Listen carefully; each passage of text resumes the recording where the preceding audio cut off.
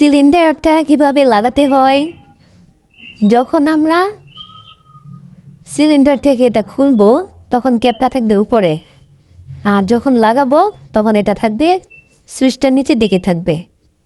দেখেন দেখার পর পরিবর্তনটা, নিচের দিকে থাকলে এই যে একটা লক, এটা লক হয়ে থাকে, আর উপরে তুললে এই লকটা ভিতরে ঢুকে থাকে, মানে খোলা যায়, বসাইলে ইজিলি খোলা যাবে, তোলা যাবে।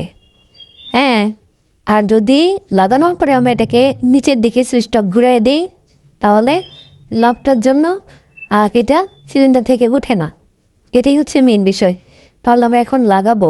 আমি নতুন সিলিন্ডার নিয়ে আসছি, দেখেন কীভাবে লাগাই। প্রথমে এই ক্যাপটা খুললাম, খোলার পরে আমি এটাকে বসালাম।